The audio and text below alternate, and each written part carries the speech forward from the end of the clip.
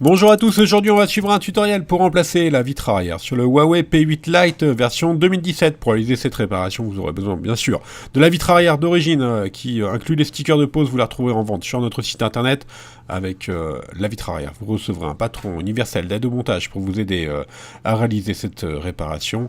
N'oubliez pas également de commander le kit d'outils spécial P8 Lite 2017 en vente à partir de 5,90€ sur notre site. Kit d'outils que vous retrouverez également en version prêt à réparer, qui comprend plus du kit d'outils, de la colle, de l'outil opener et le patron en version adhésif.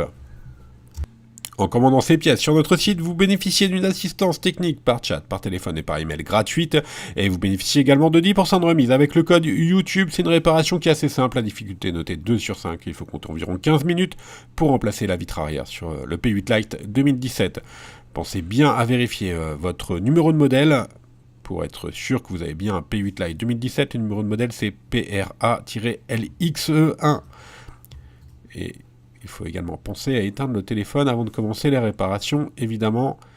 On va commencer tout de suite par la première étape où l'on va décoller la vitre arrière. Donc il faut savoir que la vitre arrière elle est collée sur le châssis, elle est collée aux emplacements qui sont indiqués en rouge. Donc on va chauffer tout le contour du téléphone, soit avec un décapeur thermique ou avec un sèche-cheveux.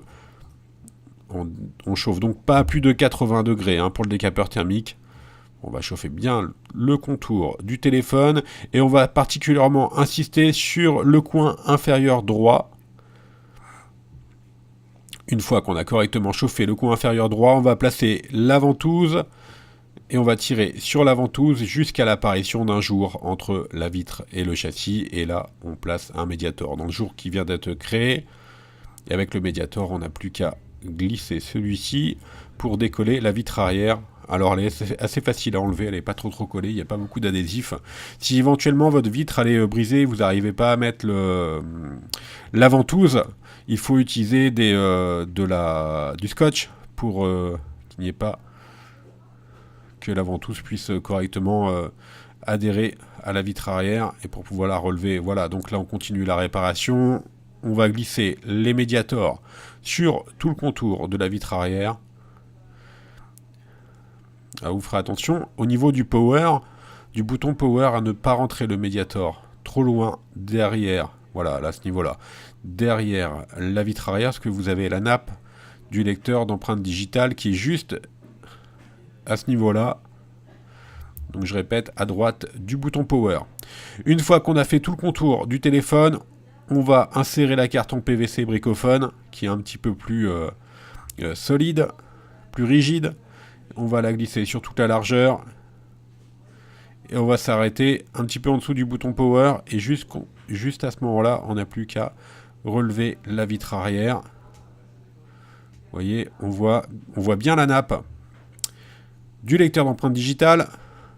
On n'a plus qu'à déconnecter la nappe du lecteur d'empreinte digitale. À l'aide du tournevis cruciforme, on enlève la vis et la plaquette métallique qui maintient la nappe du lecteur d'empreinte. On n'a plus qu'à déconnecter la nappe. À l'aide du levier, voilà, on va mettre de côté la partie téléphone, on va s'intéresser à la partie vitre arrière. On va devoir récupérer notre lecteur d'empreinte digitale. Donc pour cela, on va décoller l'adhésif noir. Et ensuite, on va décoller également la nappe. Donc on passe bien en dessous avec la pincette. On passe sous la nappe. Alors la nappe, en fait, elle est en deux parties. On va voir ça un petit peu après. Et là, avec un cutter, on passe le cutter entre le lecteur d'empreinte digitale et la vitre arrière. Vous avez une partie métallique pour décoller, tout simplement, le lecteur d'empreinte digitale. On fait bien attention aux nappes. Et après, on fait le levier en même temps avec le cutter pour pouvoir décoller le lecteur d'empreinte.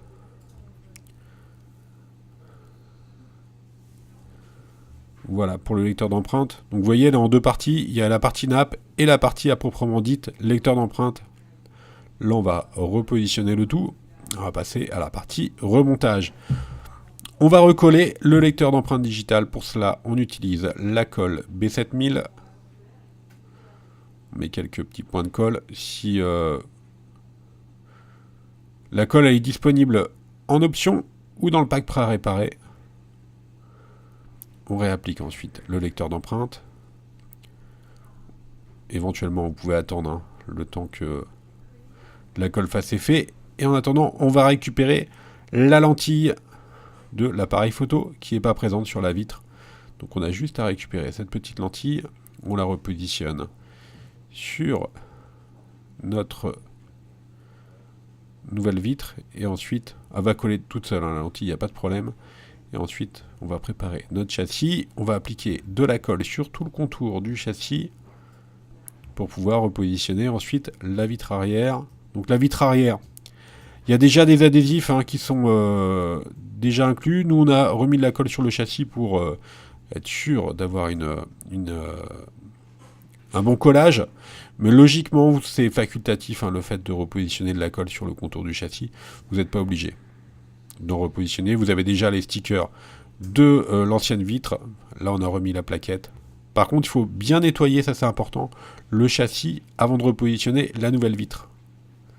Et là on n'a plus qu'à repositionner la nouvelle vitre sur son emplacement d'origine.